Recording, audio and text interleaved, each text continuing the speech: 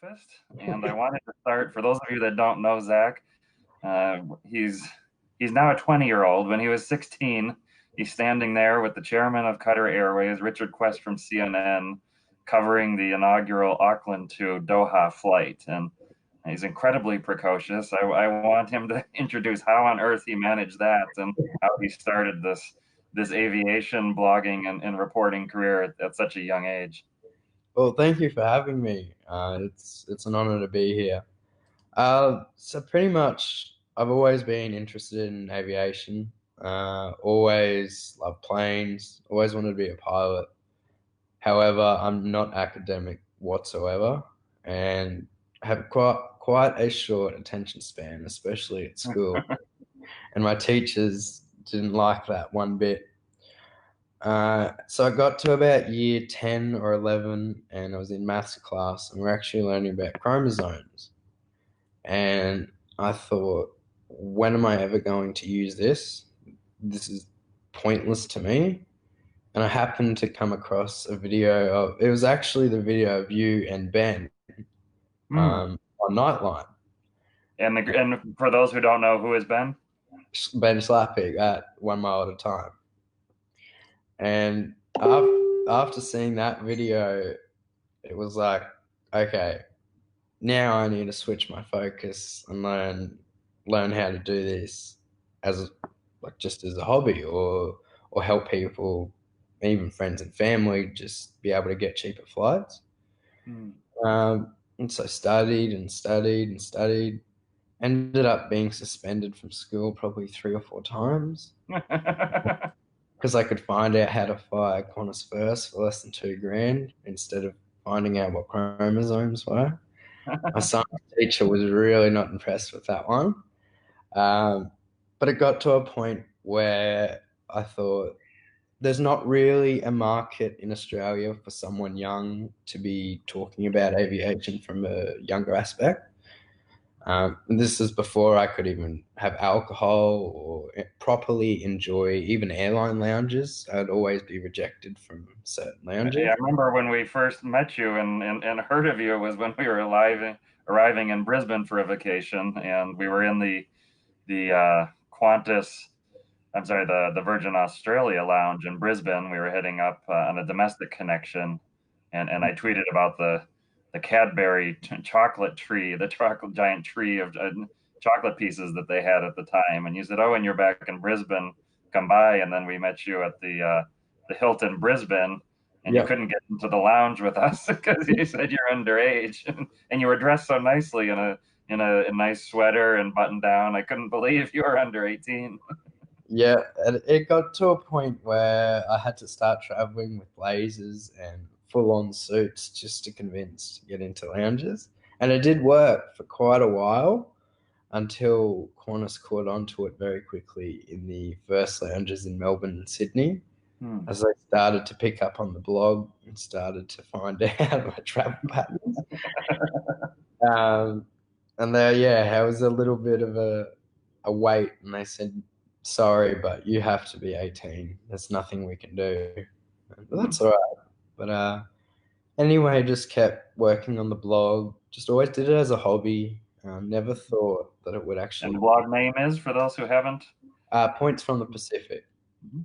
And I mainly focus on airlines in Australia, the Pacific Islands, Mhm. pretty much anywhere 8 hours within Australia, even up into Asia. Um, and I noticed that there was a huge gap for writing for people younger. And no one really at 18 to 25 had something to read that was simple, straight to the point, Mhm. that would understand very easily. And that's where I decided I'd fill that market. And to be honest, it actually did very well. And it's become something that I'm really proud of that's able to make me enough money to support myself. And then that's also led into other business ventures, as well as aviation, but also other related things. And it's always just good being around aviation. And the travel blogging community is such a diverse group. Mhm.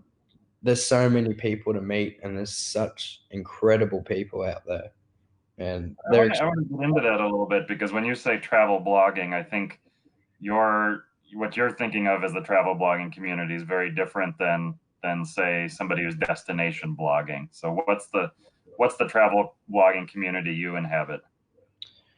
I would say more so the all the cabins, lounges, hotels, all of that side of the thing. More Mhm. so the um, not the destination itself. It's more Mhm. so how getting there and enjoying your time there. That's what Mhm. I found. Obviously, it is quite a covered market, but it also is quite niche compared to destination bloggers, and especially influencers. Hmm. So So that's where you're not an influencer, huh? I would not classify myself as one. No. I'm happy to stay away from that title as long as I Hmm. can. But, I found it interesting. My experience in Australia and say speaking at a frequent traveler university we've had there is how much the Australian frequent flyers take participate in, buy miles from, especially some of the U.S. programs like Alaska Airlines. They may never have flown Alaska Airlines, and I live in Seattle where Alaska Airlines is based, and many Aussie travelers seem to know more about that program. Just out of necessity, they have these incredibly long flights almost everywhere, and so they're not limiting themselves to Qantas and Virgin Australia. and that's the thing too. Our programs are they're not lucrative like they are in the US. Mm-hmm. They're extremely revenue based.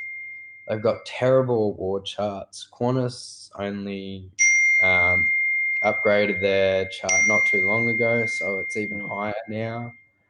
Um, also, They're good for a few short flights, right? Like very short distance. Yeah. that's correct. So if you're going to say, let's go coast to coast to Perth, fantastic, absolutely fantastic.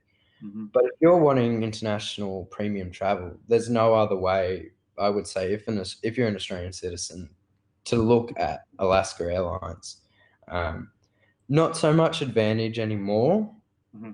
unless they've really got the And 100. Advantage is American Airlines Advantage. It's two A's for those not thinking of Advantage generically. Yeah. And it used to obviously you knew that the award charts used to be a much more appealing, but there is still value to be had. It's just finding it, and that's the problem. But there's so many blogs out there now. There's so many forums that the world is full of information, and honestly, talking to people and getting to network them is has honestly worked out the best out of anything I've done with this blog. Hmm. You learn more from people than what you do studying yourself, I would say. That's something I learned personally. Are there particular forums that you refer to or participate in? Um, I will occasionally check on Flyer Talk. I'm quite a fan of Flyer Talk. I'm dead against Australian Frequent Flyer, and I'll say that heavily. Hmm. Uh, they do not like me one bit in there, and that's fine. They can have their opinion, but I try to stay away from all that negativity and just try and Hmm. focus on the writing and the content, and that's what makes me happy. Sorry. You're a popular guy. Well, mute your phone for a moment. And I was thinking for first-time visitors to Australia that if they have, they might not have Qantas points or have the ability to transfer, but some of the programs like British Airways, similar that are based on distance, those short flights like a Sydney to Melbourne flight, that Mhm. the points price to book it in first class can be quite cheap, maybe twice the economy price. But Yeah. 9,000 Avios, British Airways Avios, I believe, is still the Yes, price. it's And still the best value out and there. that gives you lounge access, which say American travelers are not used to getting lounge access on domestic flights. So could you outline that, whether people are using cash or points for travel within Australia? What are some of the good values? Where do you get these lounge experiences, the valet check-in? So the best thing about having status in Australia, especially if you're with One World with Qantas, is you're eligible for lounge access no matter what flight. So Mm, be going regionally up into. I was just an Emerald visit, supposed to be visiting family the other day. mhm, Like they have their Qantas Link lounges. You can mhm, use if you're platinum and above, which is One World Emerald. You've got the business lounges, which are even separate to the Qantas clubs. mhm, So they have all your liquor, all you want. Each airport has a different food station. So mhm, in Brisbane, I believe it's Mexican, mm, and Melbourne, I can't even remember off the top of my head now. But each of one of them has different styles of food, which is mm. fantastic. You got champagne, Those any. Australian melts, those sandwich melts in the morning or lunch. There's always a melt available, I feel like. Yes, we do have some good snacks too, and Virgin Australia finally got the pancake machines, which is about Huh. time. Finally, it's Are these like the Alaska Airlines pancake machines, or are they exactly. premium? Okay, well that's fun. Yeah. What about Yeah. for Virgin Australia then? Similar. Uh, Yeah, so their program's actually quite easier to attain, especially if you're going for platinum or gold. Um, I would actually find their program to be a little bit more beneficial depending on your travel plans. They include if once you hit platinum, you can get Hilton Diamond for a year. You can also get Hertz. I can't even remember. I'm too young to sign up for Hertz. President Circle. Yeah, that's it. Um, Yeah, a so lot of that it mirrors Delta. Well, Delta status doesn't get you a Hilton Diamond, but it does. It gets you the Hertz President Circle, and it gets you well, partner benefits on Virgin Australia. So I access the Virgin Australia lounges through my Delta status. yeah, and that's fantastic. And we also get I think it's what do you guys call it on Delta? Legroom Plus or Yeah, Delta Plus? plus Or, yeah. Virgin Australia elites can get that too, which is Okay. fantastic. And Um, that's different than premium economy for those listening. Delta has a Comfort Plus, which is it's a regular seat, but it's a little bit more legroom in economy and better snacks. yeah, Yeah. that's exactly right. Virgin Australia is also for your elite, especially platinum. You get like Delta Comfort is what they call Economy X. Mm-hmm. They get that for free as well, and that can save anywhere from let's say 55 up to $150 per flight. Mm-hmm. So that's quite a good saving. And then the other part that I like about it is you get 4 complimentary upgrades every year you hold platinum. The best way to use those is for when you're going to Perth and coast to coast, I and you was can. about to say I've been on that Perth where they is it every flight from like say Sydney that's lie flat or is it only certain frequencies? It's at the moment it'd be very limited, but Mm-hmm. usually there's about two or three A330s that would operate the service, and you can at least. I've had times where I've gotten at least $2,000 per credit out of it. Mm-hmm. So it's quite similar to what American do with their system wides, Mm-hmm. but just not as many and not for long haul, unfortunately. So more for short haul, medium domestic, and if you want to go to the Pacific Islands. Yeah, Um, and the for many people in our group, like me, they've had their agonies and sometimes ecstasies of Christmas and Cocos Keeling with Virgin Australia and those ex those Virgin Australia regional ex the, Tiger Air aircraft. there is a lot of problems with those aircraft. I have heard they want to get rid of them, which would make sense. They need to. They also have a problem with one of their 777s, interestingly too, with a fuel problem. Which is How would somebody find out that kind of information? Like I know it because I was stuck on cocos keeling for 4 days while they couldn't repair the darn things. But what are the information sources? Somebody like you that's just Just PR contacts, forums? Is this? just a lot of networking. Mm, I can honestly say the blog would be absolutely nothing today without networking. Um, mm, I remember you were one of the first guys I ever met in the community. Ben was one of the first. Tiffany, Matthew, and you guys have kept me going, I guess. There's been times where motivation's difficult, and obviously comments can get pretty damn harsh. Um, even death threats at some points, but Jeez. you Yeah. know, Mm. that's life, that's the internet, and I gotta understand. I'm an adult now. I have gotta take it as it comes. So Yeah, and it's for those that don't have a public website, maybe they have Facebook accounts or that, they probably can't imagine how once you put up a shingle on the internet, how much you can be attacked for seemingly no reason or seemingly trivial things, and why people want to spend time going out of their way to go to a site to hate somebody and make these kind of attacks. I mean, you're young and precocious, and you've figured out this niche, and people I think assume all kinds of things, and that clearly are not you. It's like I know other bloggers that have gotten interested in aviation. They're like, oh, your parents must be giving you millions of dollars to figure all this stuff out and all that. And I know you even worked at McDonald's before your blog took off, the thing, paying like for. before I started this blog, I had three businesses, or like not three businesses myself, but I had three jobs that I was just doing to fund buying the points just to be able to travel. And then once I decided I'd spend all my time putting into the blog, Mhm. I'm happy to say I did borrow some money to invest in marketing, a team just to get my website up and everything.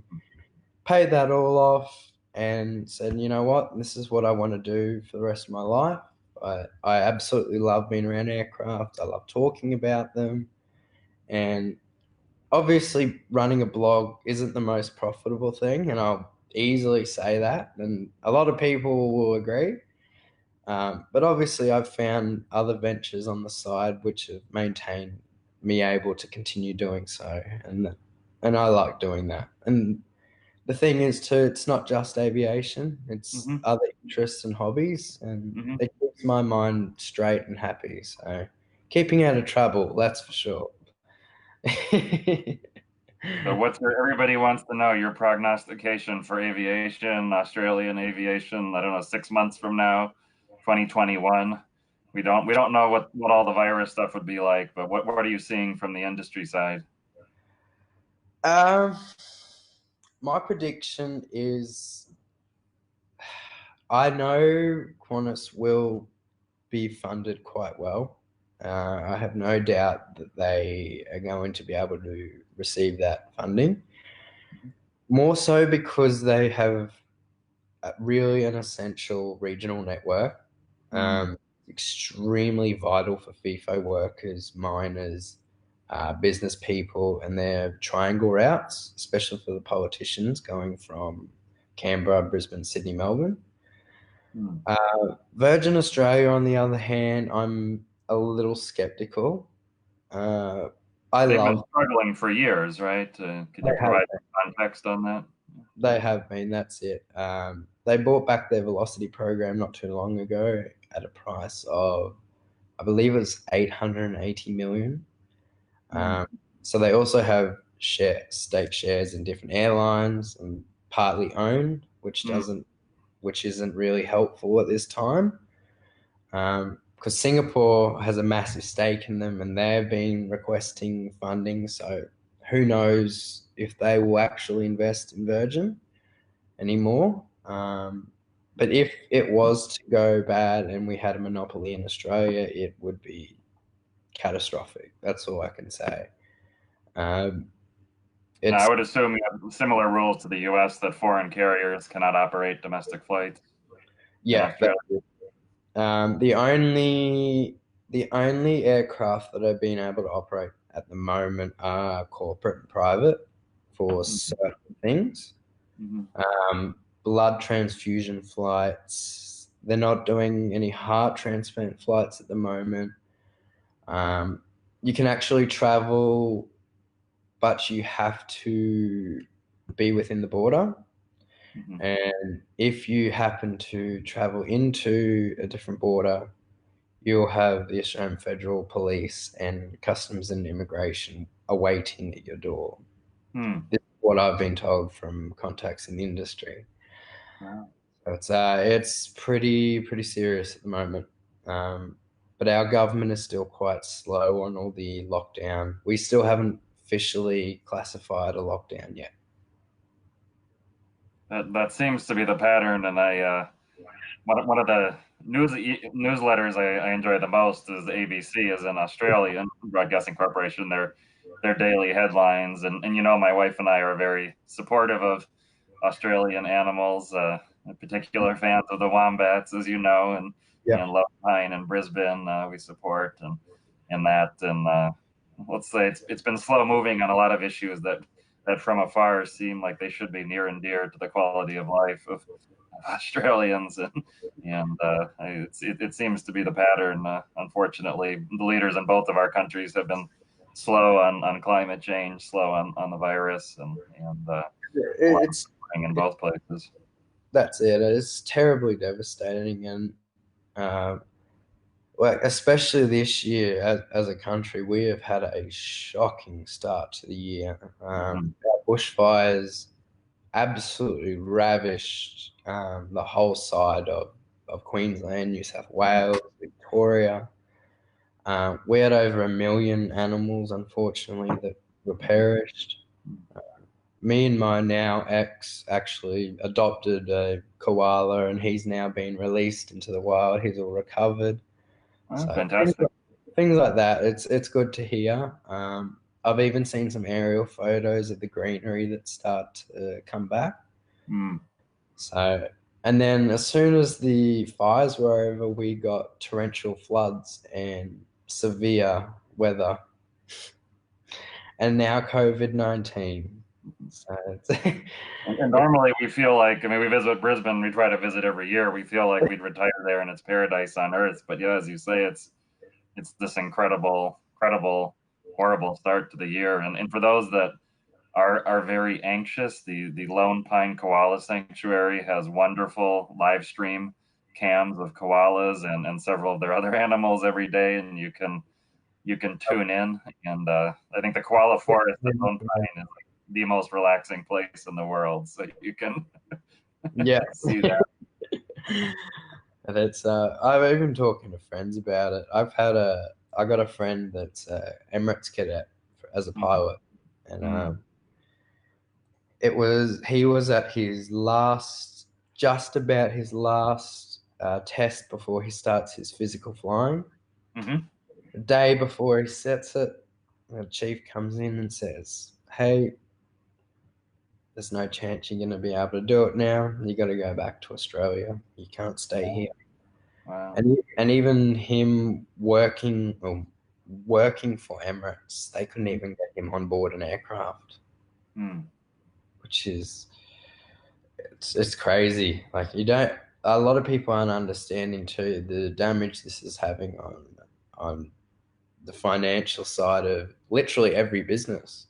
Mhm. There's nothing immune. Mhm.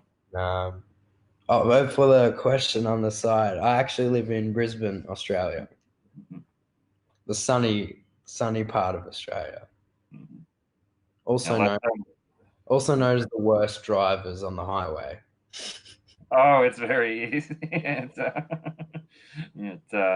the only bad experience I had was returning my rental car last time. I Yeah, had the toll pass I had enabled for like to end at 10 a.m. and I returned the car at like 9:15, and yeah, somebody had immediately gotten the car and driven through a toll within those 45 minutes, and it took forever to sort out the bill. It was a small amount, but if that's the worst I've had, it really is. It's a wonderful region. There's a lot of UNESCO sites. Beautiful city. We were last there. It was it's for 2 years the Commonwealth Games where incredibly beautiful city, beautiful and athletic Yeah, people from all over the world. we had Hmm. the Commonwealth down to the Gold Coast, only about 45-minute drive. Hmm. Um, yeah, it's. I was in the city the other day. I had to have a meeting in the city with one of the companies I work with, and just seeing like this is a quite a high end company, and they're saying we're struggling. Like Hmm. they've got clients usually coming over from overseas, from China, from Hmm. Russia. Hmm. It's just nothing. And it's sad. Even my parents, they got their own medical company. Hmm. They have products that come in from China, so like leather and plastics and everything for prosthetic limbs and everything like that. Hmm. It's incredibly sad to see them. They're upset because they don't know what to do. It's Hmm. it's incredibly upsetting for everyone. I just hope it all ends quickly. That's all that we can hope for, I guess.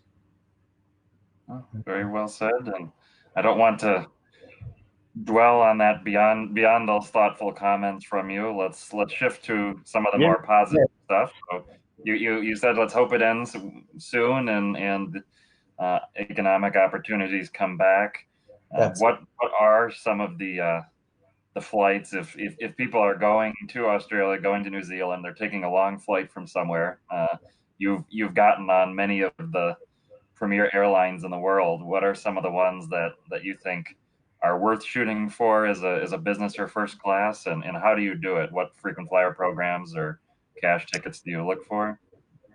Okay, so this may be quite an interesting one, and a lot of people might not expect. But I would say one of the best experiences I've had on an airline recently was Eva Air.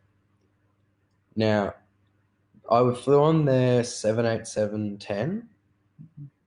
That is the service on board, the seat. It's a Vantage XL seat, so it's quite similar to what you'll find on a few other carriers like SAS or Qantas. However, the service, the food, and the attentiveness of every single cabin member was Hmm. phenomenal. The only issue Hmm. is redeeming for them can be difficult. I believe they're in Star Alliance, so Hmm. United, you should be able to. I've never looked really into the United program Yeah, too. actually, one of our friends in Taipei just tuned into the show, so you picked perfect timing to praise one of Taiwan's two major airlines, and yeah, we have actually some days two frequencies out of Seattle, but before all this started, and it is especially coming from the U.S. They have a number of midnight departures in say Seattle and West, and I think even maybe Chicago, where that makes a much better connection to a lot of the Asia connections. So you can say from Seattle, you leave at midnight, you're in Taipei six something in the morning. Your connection to Hong Kong, you're there by 8 or 9 in the morning. Instead of most of the U.S. flights are timed where you end up arriving somewhere in Asia late in the night. It makes it a little difficult. For instance, for us getting to Australia, it means these 18-hour connections. If except for where EVA has the daytime flights, then those work a little better. But their program for the U.S. audience listening, they are a transfer partner of City Thank You Rewards, and their own program. If their partners like United do not have an award seat in business class available, they often, for their own program, may have a seat, not usually more than one seat at a time, but they may have one seat in business class that you can shoot for an award. Their website makes it look like everything is available. Like you search, it'll show it's like Singapore Airlines first. What it actually shows is just the possible schedules. It doesn't show any Yeah, award almost available. like random space So you need occasionally. to call them and actually find out before you do any transfers. And it's Taiwan, there's always a lot of processes, so it takes a little while to get your account set up and get it all working and get family members nominated. But yeah, it is a fantastic airline. I'll absolutely second that. I've had my I've had my fair share of interesting times with Life Miles. Hmm. That's always an Like interesting Miles, for those who haven't heard, that's what airlines program. Avianca. Hmm. Have you And ever actually flown Avianca? never. They you've got a lot of people in the U.S., Australia, over the world that buy Avianca miles because their award prices for Star Alliance partners are often very good. But then Hmm. people joke that is there really an airline, because it's more regional flights out of their base in Colombia that a lot of their frequent flyers have never actually flown. But go ahead, you were saying your adventures with them. Because I Yeah. remember at one point they were even selling frequent flyer status. I did a post Oh on yeah. that about Yeah. 2016, and I was like, Yeah. how desperate can you be if you're selling your elite status? Like, there was like platinum too. It was like top But they know level. nobody buying it's ever going to be on their planes. They're just buying it. They're arbitraging their partners around the world. So they've it's airlines like United that have been sleeping on the job. Just another card to hold in the wallet. Another pointless plastic one. Hey, how got a question for you Mhm. too. Mhm. What's the news with the new US American Express credit cards? What rumors are coming of that? New cards or changes to the benefits or Because I heard that they're apparently bringing in two different level cards, two different tiers. One's supposed to be above a Centurion, and then one's supposed to be mid the platinum charge, and I think it was called the titanium or something they wanted to call it. hmm. I You've got me on that. I haven't. Clearly, I'm not as connected to the rumor mill as you are. I know the black card. There's a lot of changes this year, and raising the initiation, raising the fee, changing. Actually, one of the benefits that they introduced was this membership for Equinox Health Clubs, which I is only did. in a few places in the U.S. and clearly not the benefit you're trying to shop around. I mean, it's an expensive. Apparently, it's a nice. If customers that like it, they like it a lot, but Yeah. it's very Worst, niche. worst timing for it too. Yeah, and they've other benefits, travel benefits. They've reduced a lot, as I understand, on the black card. So a lot of members have been defecting. Oh, somebody says, oh, one of my Daniela in Vancouver. She says, keep him talking. Love the accent. So Thank can you read some sonnets perhaps for I'm those trying that to, have fallen in love with your accent? trying to think of some Australian lingo that we would use. You can do the different uses of on. So there's the hang on, the Oh, that's not on. I'll I'm give trying to you, think of the others. I'll There's a give lot you of a nuances to call. how you guys use Um, on. we have a few things like one thing we say over here is I'll shout you a feed, which means I'll shout you food or I'll pay for your meal. Hmm. Don't know how we came up with that. Hmm. Um, Another one is let's go for a Macca's run, go to McDonald's. Hmm. Um, Honestly, we are the laziest country when we come to our English. It is shocking. Good on you. That's another of the ons. That's So it. yeah, I've noticed all the different ons, and it depends how. I won't pretend to do the accent, but it's how long they say the on and Yeah. what tone. There's a lot of nuance to the on that I try to figure out. And is it sarcastic? Is it generally praising? Is it somebody We're, says what, slab of stubbies? Yeah. we are in Australia. We do have a very, very big drinking culture, um, which is interesting because it's both good and bad. We do have quite a range of places you can nice bars and nice rooftop bars you can go and enjoy. However, we also have an extremely terrible problem with alcohol fueled violence. Hmm. And it's something that the government needs to work on ASAP because I've had friends unfortunately pass away due to it. Um, and And I think it, it's effectively is effectively zero tolerance for drunk driving or drink yeah, driving. if you're on your P, so they have what's called a provisional. Uh-huh. So you have your red peas for 1 year and then your greens for two, and you Hmm. have to below zero. Hmm. And once you're off that and you're on what's called your open license, then you can have, I believe it's 2 to 3 standard drinks. Okay. Um, and that's usually beers. If it's spirits, then they'll start. They can get very, very on edge, and the police are very, very, very strict at the moment too, especially Hmm. with what's going That's around. They're actually handing out fines of 1,000 Australian dollars if you're in a group of 3 people. hmm. Like even if you're going to visit someone at a house, you want to go, just catch up for a coffee, whatever, be expected to be paying $1,000. And yeah, they're not being light with it at all, which is sad. But No, hey, we got to stay that's, positive. I think that's probably good. Yeah. That's it.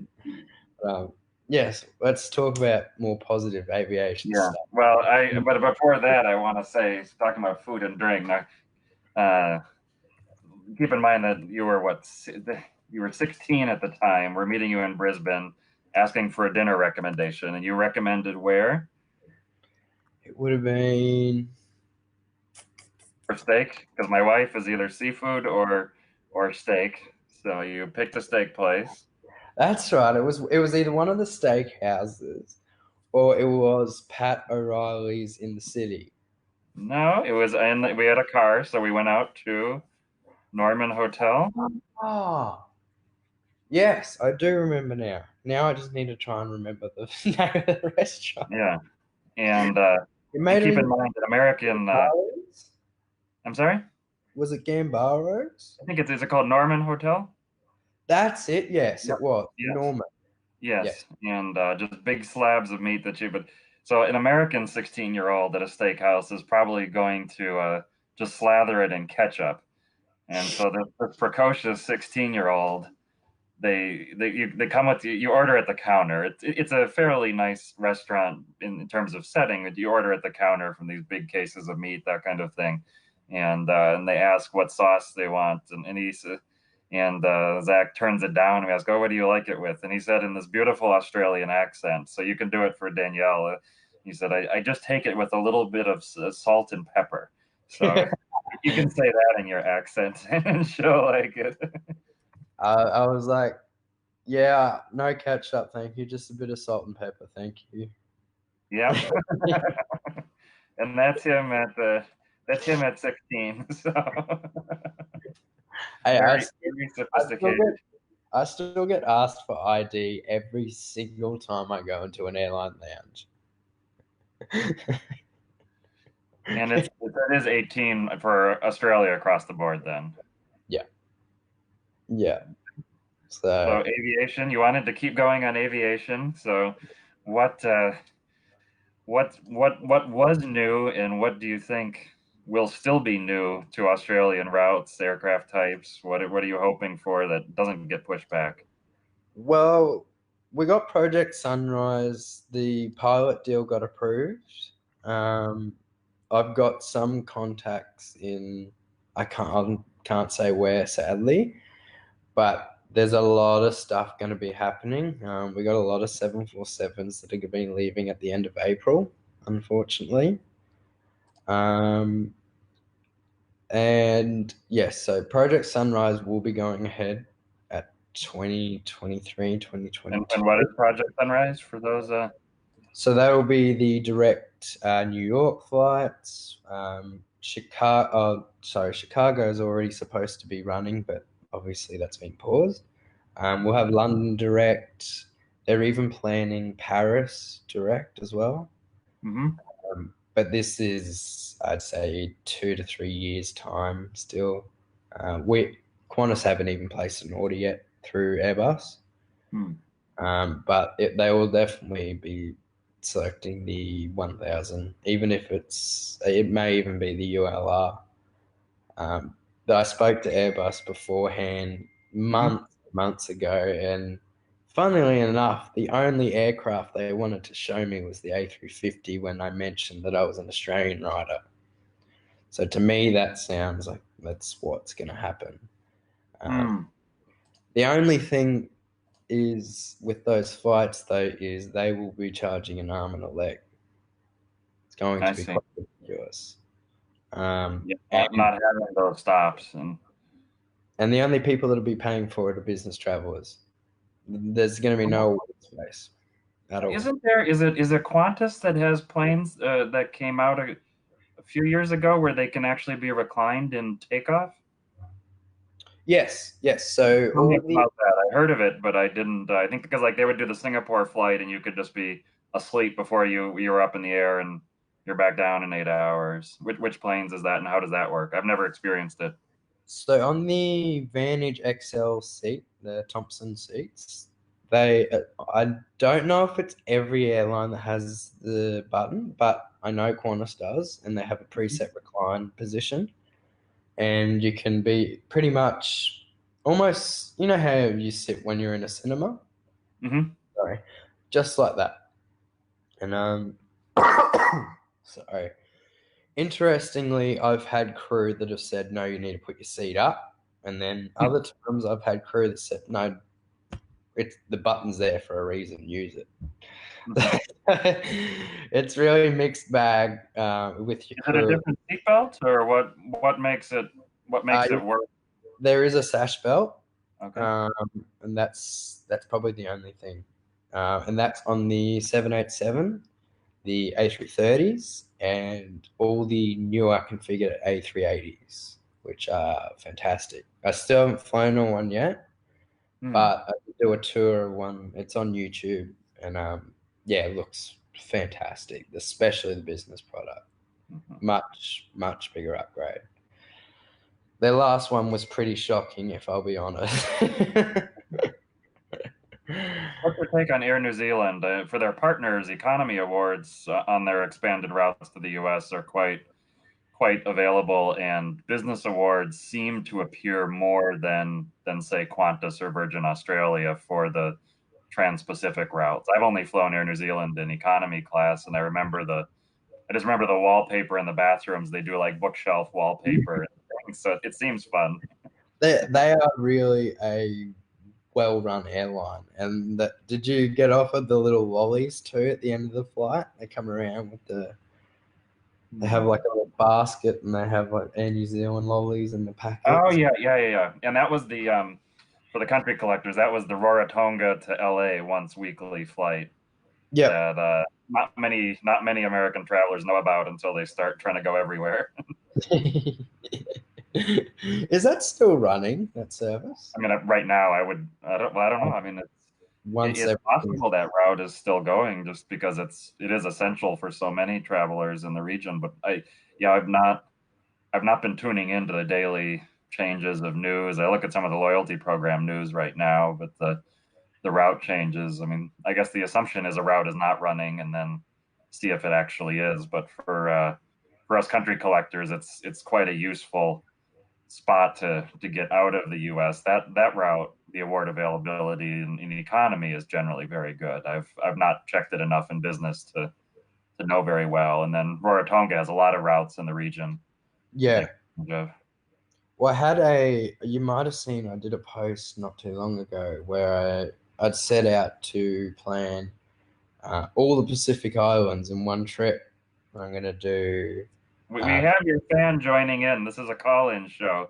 So our friend from Vancouver wants to hear your accent. So how Hey, are you? hey, Lovely to meet you. I'm Zach. hey, or I don't know how you say good day, mate. yeah. That's perfect. No, And this your is name is? I'm Danielle. Didn't we I meet? Danielle. know, I know you, but you're going to introduce yourself. No, So the world is seeing you. oh, the world. I thought there was okay. I didn't we meet? Stefan, wasn't he at the Christmas? There was a young guy who was just starting, like, was doing a whole bunch of countries. Wasn't that you? No, no, no. That's a Seattle kid who's just Oh, okay, starting to travel the okay. world. So no, Zach is totally new. So So this is the B Live. So you didn't want to use Zoom or what? oh, because Zoom doesn't broadcast into Facebook from what I can find. Facebook Oh, restricted a lot of the ways to get Facebook can Okay. do one video, but not multi-person natively anymore. And this tool is designed just to do that. So So the evening ones that you've been doing have been through BeLive. yep. So this tool allows me to have guests like yours. I can have up to, I think, up to 4 or 5 of us. Oh, So Okay. that's why I said join in. What do you want to know about Australia? You've got Zac, the expert. ask away. Any I was questions? just thinking I was gonna say, oh, I'm gonna put on a jumper over my cozies and go down and have a barbie or something like that. I'll say a line for you. It's No, gonna but have I gonna met have a a guy. Barbie the Savo, crack open a few cold ones, and kick Exactly. back with the boys. That's pretty much how we speak. So like Mako and whatever trunk of boot. But so no, I met there was a guy on a camping tour that went from New York to Florida years ago, and he was from Melbourne. Yep. And he was like, so we went to a bar. This was in Panama City, and Mhm. we're camping, right? And so we go to this bar in Panama City, and this guy, he kind of liked me, but this other guy in the bar, he started chatting me up, right? So these two guys started having like a drinking contest, and the older guy was, I guess, more experienced or whatever. So this young guy, he kept drinking until basically he was on the floor hammered, and I had to drag him back to the campsite. And I said, "What were you doing? Why did you keep drinking like that?" And he goes, "Oh, well, a guy shats you drinks. You got to drink." That Shat. is What our does shat culture. mean? So is that like a rule or something? In Australia, it's pretty much if you hold a drink in your right hand and you're around anyone, they say buffalo, and you got to scull the whole thing straight away. So the rule is you keep your drink in your left hand. Then is that? Oh, okay. Okay, I've heard that one. So And where are you at in right now in Australia? Where are you? so I'm in Brisbane. In Brizzy, Brisbane, yeah, Brizzy, yeah. Brizzy. So, Brizzy. Yeah, that's what. No, my brother lived in Darwin for like 5 years, Oh, and excellent. everybody's like, "Why up there? Well, it's just crocodiles and humidity." But he liked being able to swim in the ocean, and then Yeah. all the local people are like, there's like crocodiles that come down from the stream or whatever, and he's like, "Oh, they don't bother me." So yeah, so now he That lives in was when I was in Darwin. Cocos Keeling. They said just this side of the little rock is safe, and that side has the tiger sharks. And I Yeah, said, I don't, I. And they said, as long as they don't think you're a sea turtle, they won't come around the corner. This doesn't sound like I'm just going to be happily floating around here. So yeah, exactly. In Australia, it's like everything can kill you, right? but the flip side It, is, my wife keeps asking, how come all the cutest animals in the world are are in from Australia? So you've got both directions. Oh, I it's thought you were gonna say how come all the cutest guys in Australia? All right, we're not a dating call-in show, so This is a family show. Sorry. this Yeah. is a family show. Yes. So the I'm just but funny because you're always talking about your wife, so that's why I'm always bugging. yeah. we do have a really cool vast variety of animals. And I know we probably have the worst reputation for like drop bears and killer snakes and all this stuff. Realistically, unless you're going to go out to central Queensland or out to the country, you're sweet. I literally have never seen a snake in the city, not once. I've seen probably a spider maybe once in my life in Brisbane. Hmm. But yeah, people can. Yeah, the drop bears are always interesting. I love What's a hearing. drop bear? So it's a thing. It's actually a koala, but Okay. tourists come over here and prank other tourists and say that these koalas drop from the trees and start tearing people apart. Koalas, Yet they are the most calm, placid animals you could meet. Yeah. but they tear people apart. Absolutely They're just pranking them. It's just a joke. not. Especially any tourist that comes, especially the Europeans. Hmm. Well, I've had friends that have said you got to watch out for the drop bears. They can be pretty dangerous. And yeah, it's always a good laugh when they actually go and hold the koala, and it's so calm. I see, Chris Stefan, you have a little koala there. Is that your tribute Oh, it's there? not on the big camera. Yeah, that's Murray, our household koala. Oh, okay. Murray always watches while I'm working, and Walter the wombat. Come So on, Rachel, where's they're our koala? yeah. We had a Oh, believe me, my wife wants us to adopt one of each. We've just been watching videos of some that have adopted the southern hairy nosed wombats, and they actually leap and spin when they're happy. And that's a trip I've actually recently learned about is the Nullarbor Plain. So look at the very southern side of Australia going across. I think you could probably start in Adelaide and drive across, and it's a very barren landscape in parts from what I see. But there's these I forget the term they use, but between the road and where the farms start, there's these essentially land moats where it's not used for agriculture, so it allows the animals to go through. And a lot of the southern hairy nosed wombats have built their burrows in there. Yeah. So just driving along, even not going out to a national park or something, that you might have a good chance of spotting them. I'd Guys, still I just got a big delivery at the door. I've got to All go. right. Okay, so I Thank will. you for joining. Thank you very much lovely to Have a good meet for day. it was nice hearing you. Okay, take care. I'll see you Yep. soon. you. Thank you.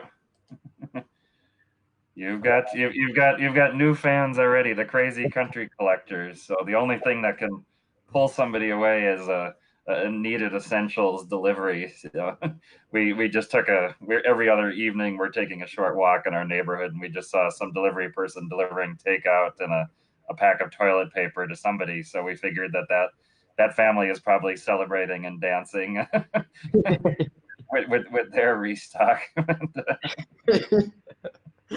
I still got I still got to go do some grocery shopping myself at the moment. Doesn't help when like being in a relationship. Usually they quite help you with showing you what's good food and what's not good food. And yeah, haven't taught myself that yet. I know you guys have such incredible candies. I would have to keep the Tim Tams far, far away, and so many others. The cherry coconut one, and oh yeah, there's You know what I do miss though is, sorry, my hair is shocking at the moment. Always is. I love your artificial cherry flavored drinks. Uh, okay. any like Dr. Pepper, Code Red, hmm Cherry Coke. hmm I could live off that. Probably not a good idea, but it's beautiful. That's true. I love those. I've tried to give them up, but cherry coke certainly I love, and that's it is a special experience. Yeah, it's just when it's nice and cold with some ice cubes in it. It's no other way. So I love it. When I'm on the road, I'll indulge in those because a hot day in a hot climate, there's nothing that feels more refreshing to me. Although I guess it's probably dehydrating or whatever. All the nice things seem to be that way. So otherwise, so you've talked about aviation, you've talked about all the planes. You don't write about destinations, but I know you are a traveler.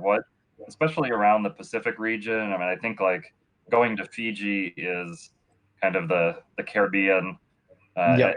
like the East Coast Americans. In fact, whenever I have the flights are too expensive, it's like the New Zealand is on yet another school break, and they're all in Fiji. So, what are some of the places around the region, or the beach and destinations around Australia that you really recommend that don't get the press of overseas travelers find out about? I would honestly say that it doesn't get talked about much at all, but I would say the Solomon Islands have some absolutely beautiful places. Mm, Fiji also, like if you go out of Fiji, hmm there's some beautiful places there. hmm The one top place though on my bucket list is Kiribati. Hmm. And And which part of Kiribati? or just the main island. I want to get there before it goes underwater. So Tarawa then? Yeah, yeah. And So what's drawing you there? more so, because as you said, I've never done a destination post. Like I've never written about like what to do, what restaurants to go to, like who Mhm. to talk to. And I think it's time now, obviously, with all this time to reset and have a think about what can actually be done. Because I think I got so many US readers. I got more US readers than what I do Australia, or it's pretty Mhm. pretty close. And no one's covered all this stuff Mhm. overseas in Australia yet. So I think it's a perfect opportunity for me to go and do some of that once everything's open. I also invested some money into a drone and some photography gear as well. So Mhm. I want to really showcase what we have over here for you guys because there's a lot of stuff, and I don't think the media do really a good way of portraying what's out there. Mhm. It's like, especially Papua New Guinea. Oh, you could die if you go there. Blah blah blah.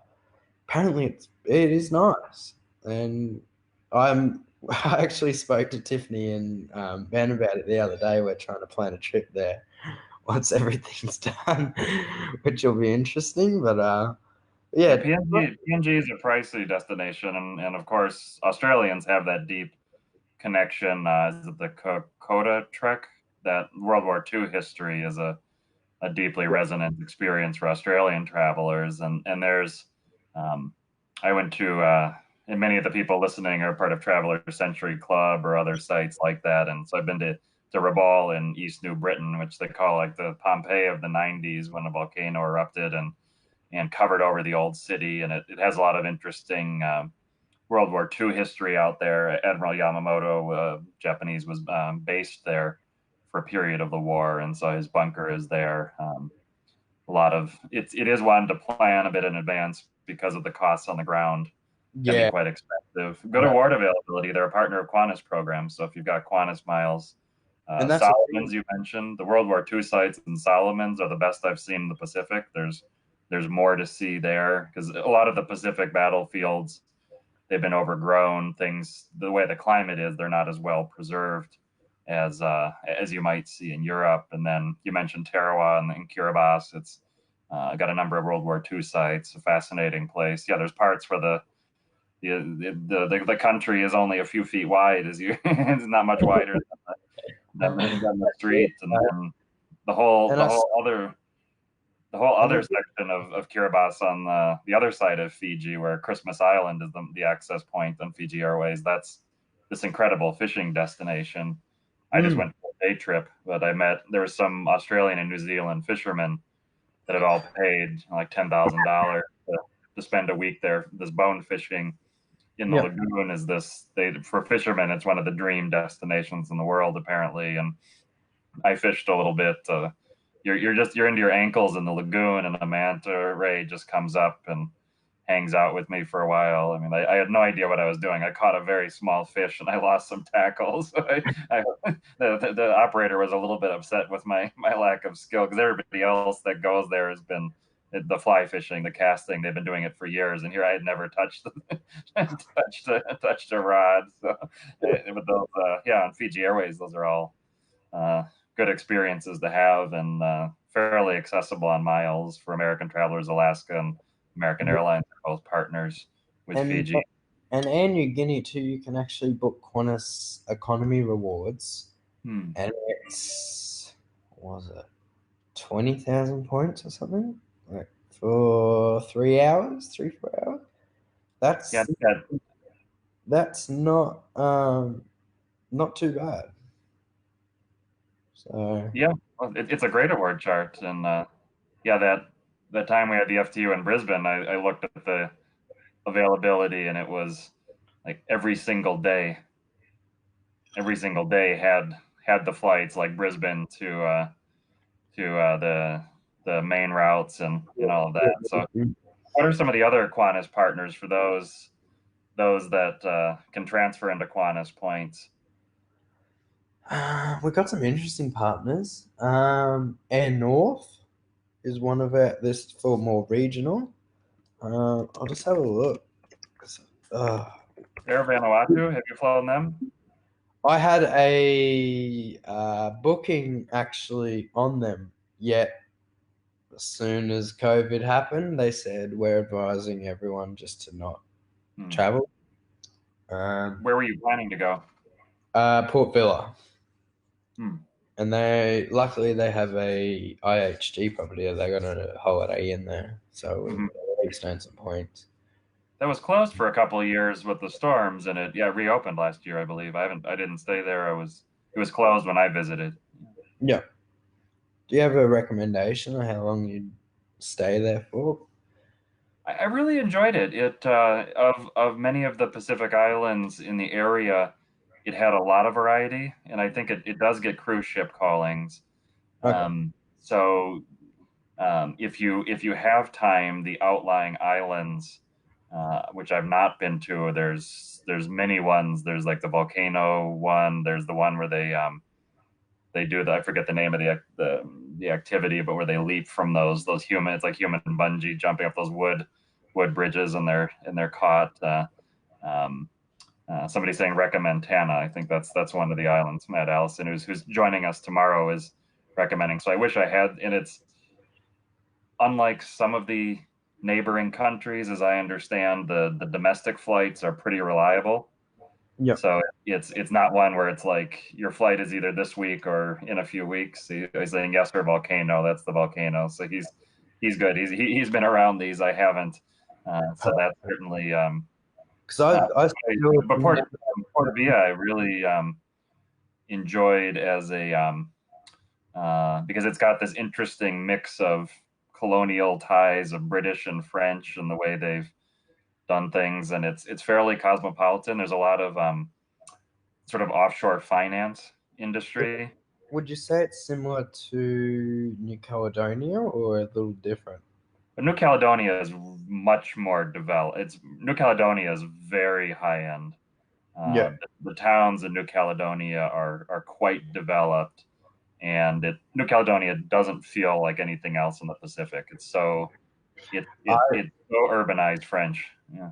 I really just did not like that city. Hey, I don't know what it was. I think mainly because of how far away the hotel was from the airport itself. You stayed at one of the SPG or the Yeah. Meridian? Hmm? At the Le Meridian. Yep, I guessed it. Yeah. And the thing was too, when I landed in New Caledonia, I would have thought, hey, there's at least like an ATM or like a service person to organize a taxi. Not one thing was open. There was one staff member doing it.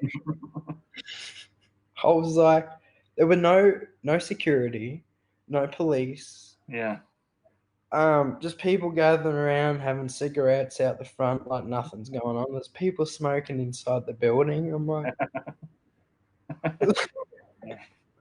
very, very French. But speaking of that, that's one of the secret ways, I would say, getting into the Pacific region is the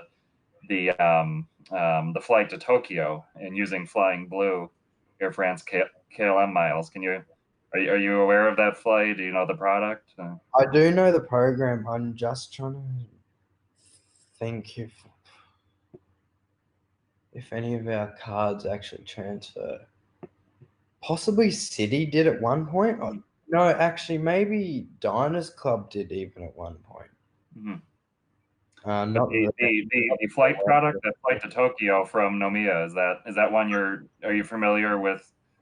Yeah. Is it a lie flat, or what is the experience like? I flew that one. I didn't actually eat on board because it's a ridiculously stupid flight time. You leave at 3 a.m. and arrive at 7, and it's a 7-hour flight. 7-hour flight. Okay. And that just completely ruined my body clock as soon as I got on board because I just didn't know what. I was like, do I have a And snack? that's the Omiya departure, or that's the Tokyo departure time? Oh, this was departing Namiya. Mhm. The Tokyo one probably would be much better. It's the one Okay. that was departing Namiya that was an absolute shocker. Hmm. Uh, but the aircraft itself, the A330 Neo, is a damn quiet machine. Like Hmm. I like it, but those seats are too small. Okay. And you know me, I'm not a tall guy at all. um, but I could literally see overhead of everyone, every single Hmm. person in the seat. I don't know. I think it's similar to what Turkish did with their new business, how it's that really slim, short style seat. Hmm. I'm not a fan, Hmm. but yeah, Air Caledonia or Air Cal Yeah, Kelly. didn't impress me that much, to be honest. Hmm. Whereas Fiji's always been pretty solid. I just miss the Air Pacific days. Okay. Yeah, Fiji, I've always had good experiences. Air Calian, I only flew the short flights like Fiji to Wallis and Futuna. And talk about ATMs. There's two islands, but one ATM, and I've heard from a friend who was just there that they're going to get an ATM on Futuna now, so you don't have to fly to Wallis for your cash. So that's Really? they're really tiny and uh, maybe not as many of the natural sites. How about Naro Airways? I've been interested in how What was that? much they've expanded, where United pulled back on a lot of the routes in the region. Naro Airways has expanded so fast, and now they've suspended flights. But do you have any industry contacts or insight into their I was, operations? I was supposed to be flying on Nauru in a few weeks, actually. Hmm. And then I did an airside tour with Brisbane Airport to get a few promotional stuff done. Mm-hmm. And one of the airside guys was like, I said, "Oh, hey, I'm flying on one of those in a couple of Mm-hmm. weeks." It's like, really? Hmm. And I was like, "Oh, yeah, yeah.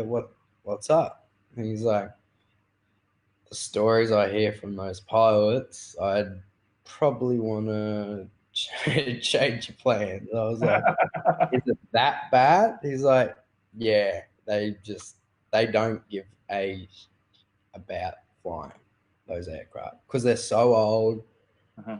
and they've got so many technical problems. I can't say what's happened, what things that have happened on board and everything, but yeah, it's not good. But I do want to fly them just for the sake of it. That'll be interesting. I've never, and this was economy. I've never been so overfed on a flight as Brisbane. Naro. I Really? think it was like three different meal services or I mean it was the snack was almost a meal where it was all packaged stuff. I mean it was just junk food and On a chocolate. I mean they're big people, of course, in Nauru, and they just kept serving stuff. So but I was comfortable and yeah, the flights were on time. I flew them a few times. I flew them up to Marshall Islands then as well Yeah. because United has dropped a lot of those routes. Are Matthew they Allison still doing the asking island how many hopper? countries. I'm sorry. Are they still doing the island hopper, or is that shut? About 6 months, 9 months ago, they scaled it back so they didn't drop the Marshalls, but I think one or two of the FSM destinations like Kosrae, I think they stopped. So I'm not totally up to date, um, Yeah. but they've still. I mean, they're connecting a bunch of places in the region like Kiribati and that for a while they had effectively no air service, and Yeah. and um, there's a question from Ed Allison: how many countries have you been to? Ah, this is going to be interesting. I have never written it down. I wrote it down. This is bad of me, but I'll try and think off the top of my head. Uh, New Zealand, Fiji, New Caledonia. Jeez. Singapore. Would you classify Hong Kong as separate as China? Depends on your list, so we'll Yeah. stay politically I have neutral. been, I have been to The Shanghai. destination. That's separate. Where's sorry? I have been to Shanghai, so I guess that is legitimately China. Yeah. The Netherlands, Germany. Um, I've been to the UK, United States, Canada, Qatar, Oman. I'm missing a few. There's quite. Oh, sorry, I should have written it down. But I would say it's around 25 to 30, which is extremely low compared to all you guys. You're only 20. That's And the you're doing problem, it all alone. It's not like your parents were dragging you to these. that's the thing too. I think um, I haven't. Most of my travel has been due to having partnerships and contracts with companies doing work. Uh-huh. So for like I was in the you might have seen I was in the Middle East at least 16, 17 times a month. Hmm. That was just working alongside airlines and everything like that. Um, but yeah, now it's really scaled back, and I've focused on business ventures both here in Australia, and I've also, as of yesterday, became a part of a new business which is based in the United States, which is the most unfortunate time ever. But once everything's back to normal, it'll be monthly travel to the US. So I'm looking forward to that. Oh, can you give us a preview of what that business will involve to get you monthly on those flights? So it's basically I know someone who she runs a very, very, very successful company doing handbag rentals. And through insurance, through RFID chips, and everything like that. She had a very, very, very well connected group and market in Los Angeles and within the United States. I have a lot of contacts here working with companies doing consulting and everything like that for a few fashion companies and stuff like that. Mhm. So I thought, why not join together, try and let's get a venture started, let's see what we can do. And then, so basically, I'll be traveling to the US for meetings mostly. It'll have to be face to face. I'm meeting with investors, meeting with uh, social media teams, marketing teams, SEO teams, all that type of thing. But and obviously the blog's going to be going. I'm not. There's going to be a lot more coming on that, which I'm really, really excited about. I know I've said for so long that yes, it's coming, blah blah blah blah blah. But I finally got a full team that's doing everything. I've got an editor that's making sure that my English is proper and that I don't get as many negative comments, and so everything's more transparent depending on the English. Um, as I know, US English, UK English, and Australian English is so different. You know, Well, it's also the audience. I heard from a marketing guy with a aviation and points blog. He said the audience that reads these kind of content are the type that they get so bothered by one typo that they just can't. They have to point it out and can't accept the rest of the content because that typo bothers them so much. yeah, and that's the thing. In Australia, we love commas. We Mhm. love to use our commas, and use them in my posts a lot, and I get a lot of people saying, "Can you just use full stops, please? Just don't Mhm. use commas." It's like I'm trying to make it sound as though it's natural and free and sounds good. but but it's just so different hearing how like the English is so different from the language between all these countries. But it really doesn't affect me if someone says you don't know how to use punctuation properly or all this stuff. It's like, well, where are you located? And where am I located? We use different language. We use different English. As long as it makes sense and the spelling's correct and everything is structured correctly, I'm happy. Yeah, I think It's that's been a surprise to me in business that Australian business culture is generally, I'd say, more formal, a lot more formal than American business culture, and where you still have the drinking culture you talked about, we have this crocodile Dundee image, but of the fun side of Australia, but the business side and the cities is much. It feels much closer to the UK to me when I assume to be more close to America, and I've tried to adapt to that in my business dealings of that extra formality. And I am really like thankful and lucky being in Australia too. We have over here there really isn't that much of an audience, or like not audience, sorry, but that much of blogs that are covering these niche markets. Mm-hmm. And I think the people that I do talk to and are very good friends with, like Mm-hmm. OzBT and all those guys, are fantastic, always helpful. It's not a toxic community. Um, when I was 16, it was a complete different story. Um, I'd have emails sent to boarding area saying that I was threatening people, sending death threats, harassing people, Oh, and jeez. it's purely jealousy. Yeah. Um, but as I said, as you mature and learn that, I look at it as road rage. If someone's going to be angry on the road, they're going to yell, they're going to put the finger up, you move on with it. So, Well, it's good to see you in your old age of 20. This I, next phase. You're half my age. I'll end with a proposition and see if I'm right and if you can support it or not. Is that I think Melbourne is one of the uh, best places in the world to spend Christmas. Would yes, you agree or not? And why? I would. I'd say it's much better than Sydney. Sydney is full of construction that isn't being completed. It's they're over 1 billion something over debt. That's quite crazy. But yes, even Brisbane, I would recommend.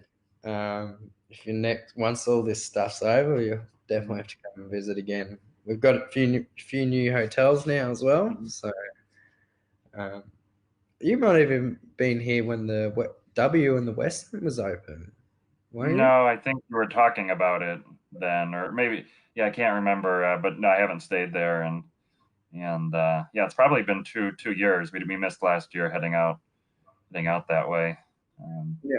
but yeah, my Melbourne for Christmas, I feel like it's so European or British feeling as a city. It has that such a classic thing, and there were just Christmas activities seemingly everywhere, and it looked so classic and beautiful, and it was weather my wife liked, so that that's a Christmas we want to repeat. I think that one we stayed at the Grand Hyatt on Certs, which was a Category 4. I don't know if it still is. For the Melbourne, Yeah, yeah, I believe it still is. so that's a great I, use if you've got the credit card certs. Yeah. I'll have to send you a message probably too. I got a code for Park Hyatt from a friend. Oh, okay. We will end with that teaser for bringing you back next time. All the secrets and discounts. Thank you for joining us from your Brisbane morning. It is now noon. Thank you for joining, Zach. Not a problem. It's thank you everyone for joining in. And if you ever have any questions, feel free to email, and I'm always happy to help and recommend anything in Australia. And the email is, Zach at pointsfromthepacific.com, and the website is pointsfromthepacific.boardingarea.com. and that's And ZAC for Zach. yeah, and for social medias, Points from the Pacific on all of them. All right. Well, we're all hoping to get back out to the Pacific soon. Thank you for your tips and joining us tonight. It was awesome to join you. Thank you.